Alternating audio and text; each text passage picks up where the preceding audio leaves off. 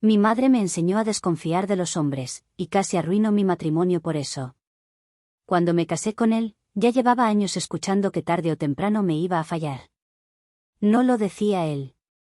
No lo decían mis amigas. No venía de experiencias propias. Venía de la mujer que más había influido en mi vida, mi madre. Mi madre no odiaba a los hombres de forma abierta. Nunca la escuché decir, todos son basura, ni cosas así de directas. Lo suyo era más sutil, más peligroso, porque venía disfrazado de experiencia. Hablaba como quien ya entendió cómo funciona el mundo y solo intenta protegerte de sufrir igual. Ella tuvo relaciones malas. Varias. Un padre ausente, un primer esposo infiel, una convivencia larga con otro hombre que llevaba una doble vida, promesas rotas, cuentas escondidas, humillaciones silenciosas. Para cuando yo era adulta, mi madre ya no creía en el amor como refugio. Creía en él como una etapa breve antes de la decepción. Y me lo fue enseñando sin llamarlo enseñanza. Desde adolescente escuché frases que se quedaron viviendo dentro de mí. Al principio todos son atentos. Después del primer año se les cae la máscara. Cuando un hombre se siente muy cómodo en casa, busca emoción afuera. Si un marido cambia de rutina, no es casualidad. Nunca esperes fidelidad completa de nadie. Yo no lo cuestionaba. Cuando la persona que te cuida habla desde el dolor, uno confunde heridas con sabiduría. Entonces crecí con una idea extraña del amor, lo deseaba profundamente, pero también lo esperaba con miedo. Quería casarme, construir algo bonito, tener estabilidad, pero asumía que cualquier felicidad traía fecha de vencimiento. Como si amar fuera solo esperar el momento exacto en que te rompen. Luego apareció él. Y por primera vez pensé que quizá mi madre estaba equivocada. Era bueno de una forma poco ruidosa. Responsable, paciente, constante. No era el tipo carismático que promete mucho y vive de apariencias. Era más simple que eso, cumplía lo que decía. Si acordábamos algo, lo hacía. Si yo estaba mal, aparecía. Si cometía un error, lo reconocía.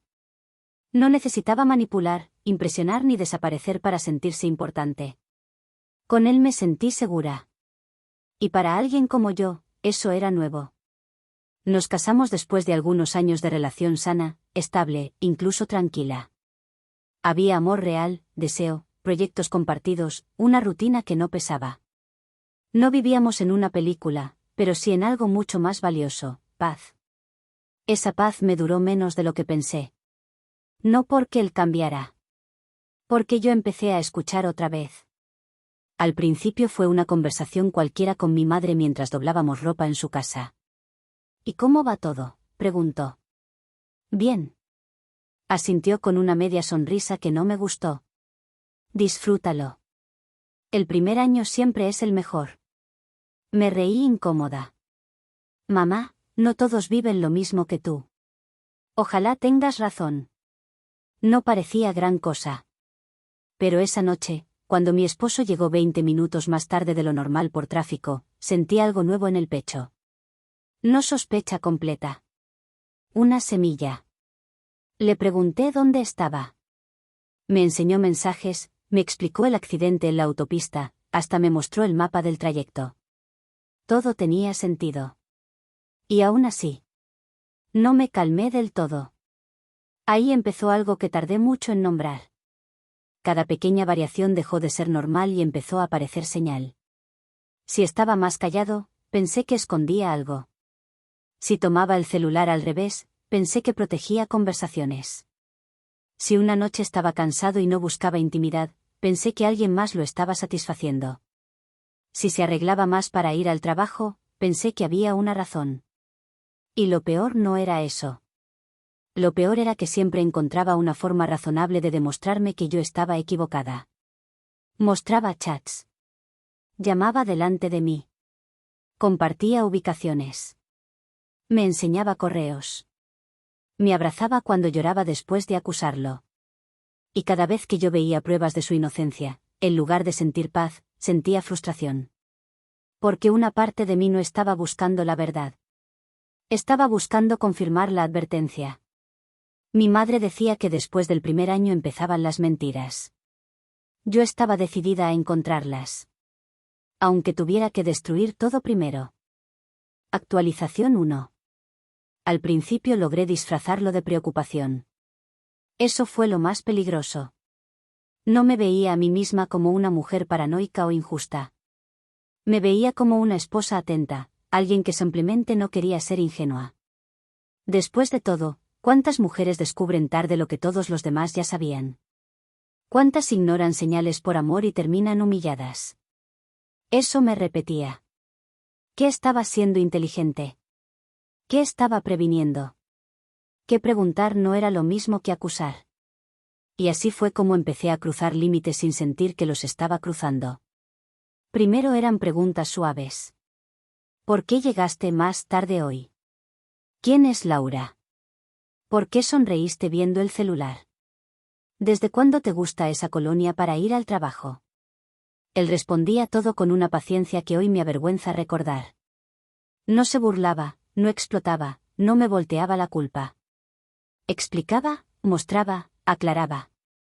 Si una compañera me generaba ruido, me enseñaba la conversación completa.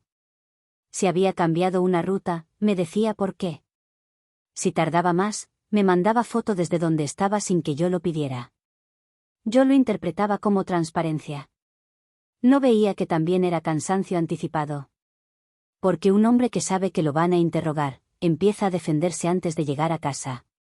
Mi madre empeoraba todo sin necesidad de decir demasiado. Bastaba contarle una escena cualquiera para que sembrara otra duda. ¿Te enseñó el celular tan rápido? Sospechoso. Los hombres que parecen tranquilos son los peores.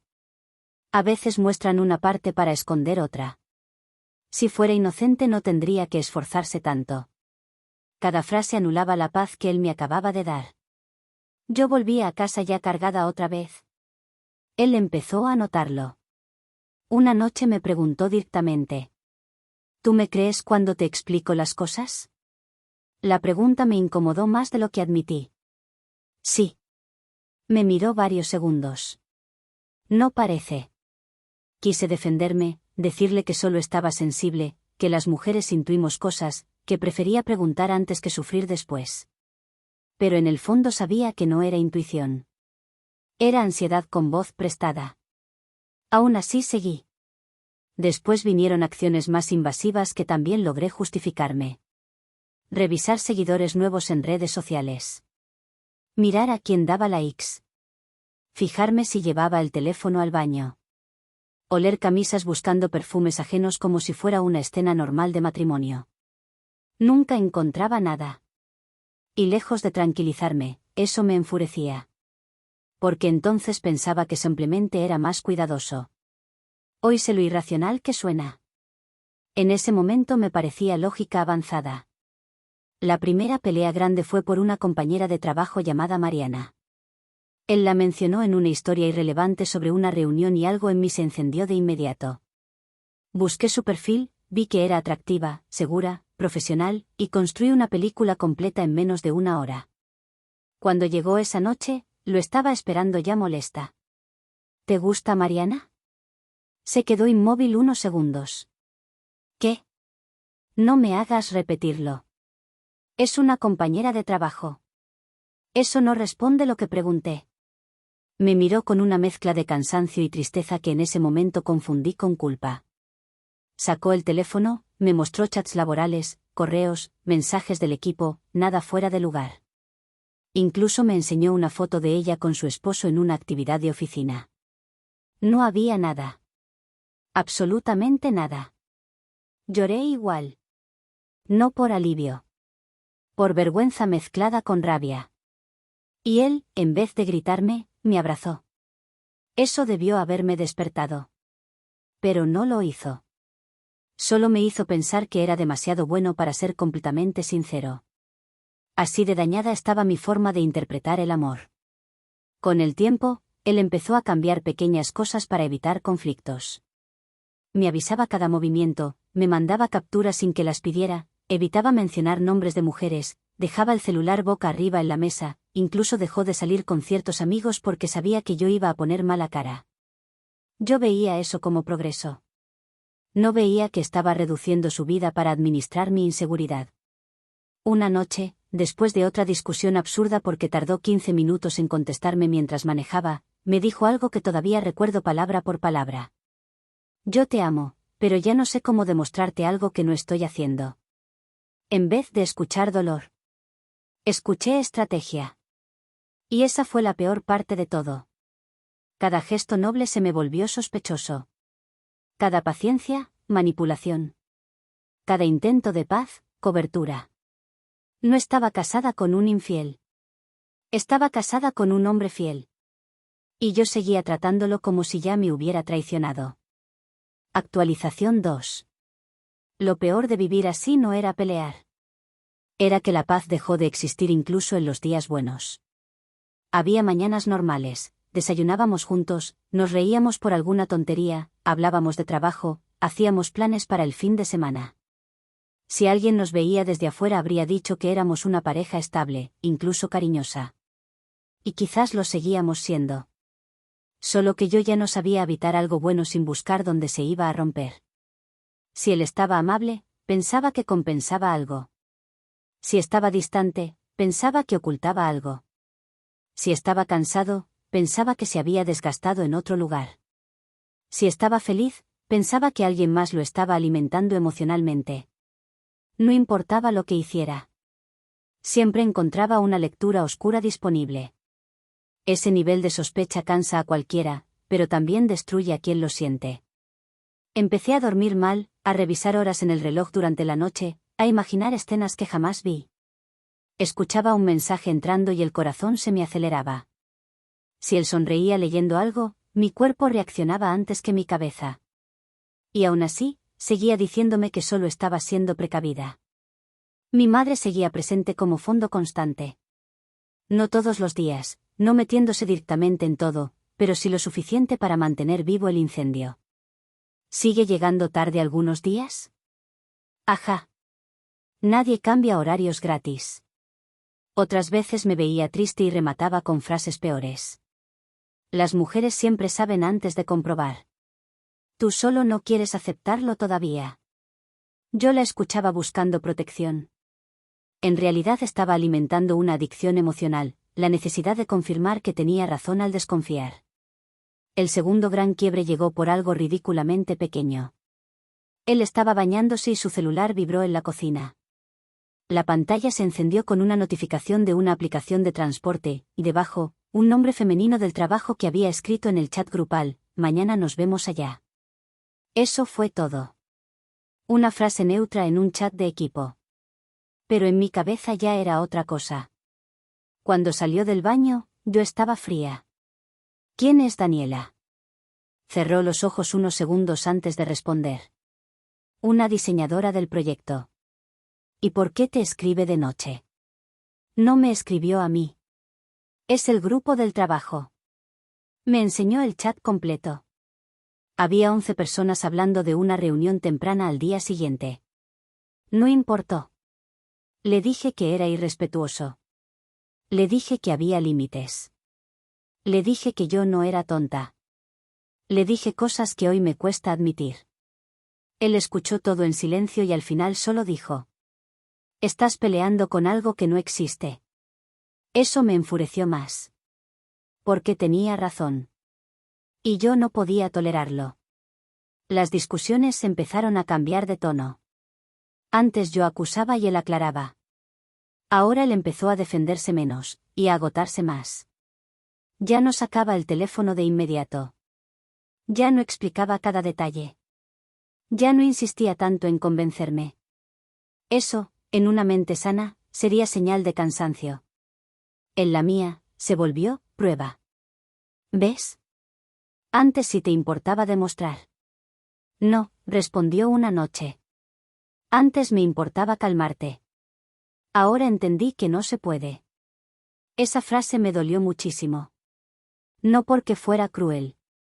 Porque me dejó frente a algo que llevaba evitando meses. Yo no quería paz. Quería certeza absoluta. Y eso no existe en ninguna relación. Empecé a notar cambios en el que no tenían que ver con otra mujer. Tenían que ver conmigo. Sonreía menos en casa. Llegaba y tardaba más en entrar. Se quedaba en el carro unos minutos estacionado mirando al frente.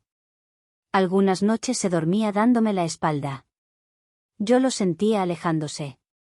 Y en lugar de preguntarme por qué, apreté más. Una tarde fui a almorzar con una amiga y, sin planearlo, terminé llorando en el restaurante mientras le contaba todo. Esperaba validación.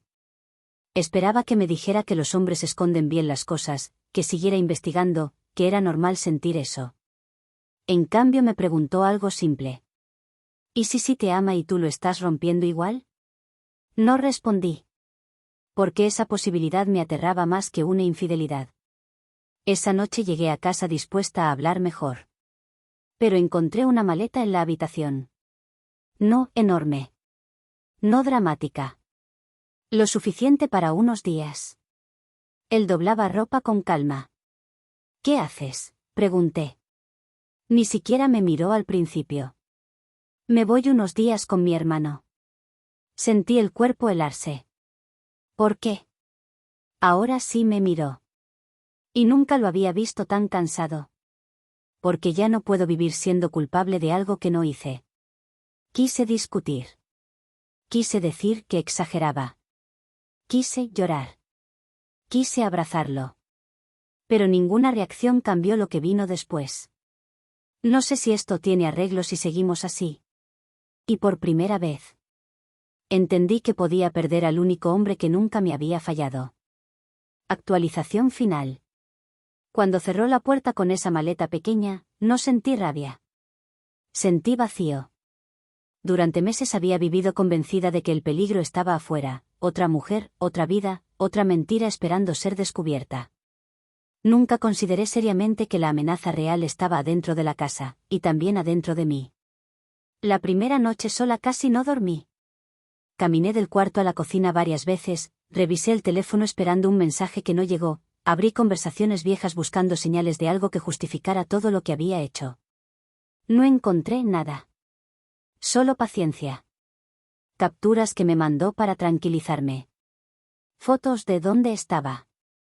Mensajes cariñosos después de peleas iniciadas por mí.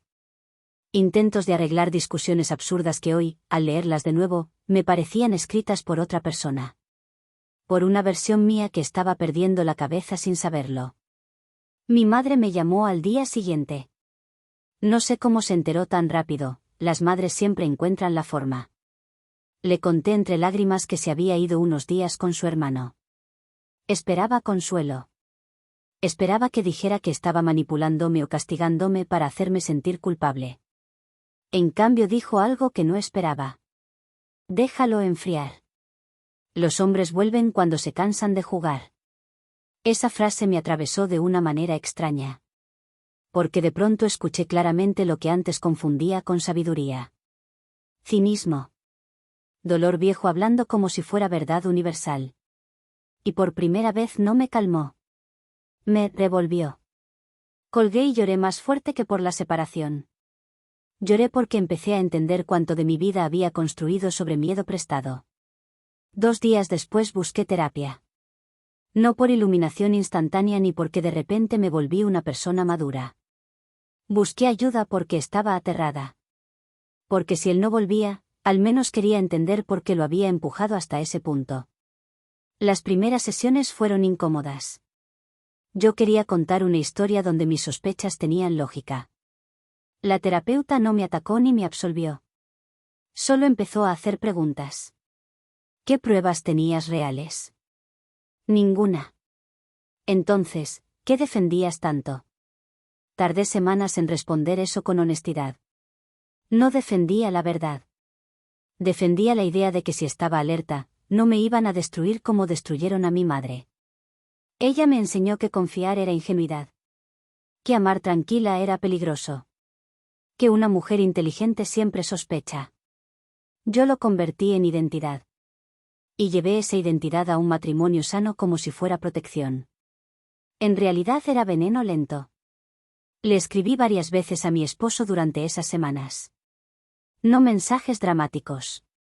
No chantajes emocionales.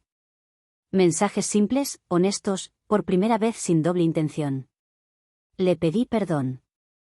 Le dije que estaba yendo a terapia. Le dije que empezaba a entender cosas horribles sobre mí. No respondió de inmediato. Ni el primer día. Ni la primera semana. Y lo merecía. Después de casi un mes aceptó verme en una cafetería. Cuando llegó, se veía distinto. Más descansado. Más ligero. Eso dolió y me alegró al mismo tiempo. Nos sentamos frente a frente con una distancia nueva entre nosotros. No vine porque todo esté arreglado, dijo primero. Lo sé. Le conté lo que estaba trabajando en terapia. Le hablé de mi madre, de los mensajes sembrados desde niña, del miedo constante, de cómo cada prueba de su inocencia me frustraba porque arruinaba la historia que yo esperaba confirmar. No lloré al decirlo. Lloré cuando terminé. Yo no estaba peleando contigo, le dije. Estaba peleando con hombres que nunca conocí. Él bajó la mirada unos segundos. Luego dijo algo que nunca olvidaré. Y yo no estaba amándote bien tampoco. Lo miré confundida. Pasé demasiado tiempo intentando calmar incendios en vez de poner límites. Te ayudé a creer que eso era normal. Esa fue la primera vez que entendí que sanar no era encontrar un culpable único. Era ver el sistema completo. Empezamos terapia de pareja meses después, muy lentamente. No volvimos esa misma semana. No hubo escena romántica bajo la lluvia ni reconciliación de película. Hubo citas incómodas, conversaciones difíciles, recaídas emocionales mías, momentos donde él dudó, momentos donde yo quise huir. Pero también hubo algo nuevo. Verdad. Aprendí a sentir miedo sin convertirlo en acusación. Aprendí a preguntar sin hostigar. Aprendí a tolerar la incertidumbre normal del amor sin tratarla como traición. Él aprendió a no sacrificarse para comprar paz temporal. A decir, esto no está bien, antes de agotarse. A no confundir paciencia con silencio. Volvimos a vivir juntos casi un año después de que se fue. No como los mismos. Y gracias a Dios. Porque la mujer que él dejó atrás estaba gobernada por fantasmas. Y el hombre que se fue, estaba demasiado acostumbrado a cargar cosas que no le tocaban. Hoy seguimos casados. No porque el amor lo aguante todo, sino porque por fin dejamos de meter a otras personas dentro del matrimonio sin darnos cuenta. A veces todavía me da miedo confiar. Pero ahora sé algo que antes no entendía. La confianza no es ausencia de riesgo. Es una decisión adulta que no puede tomar tu trauma por ti.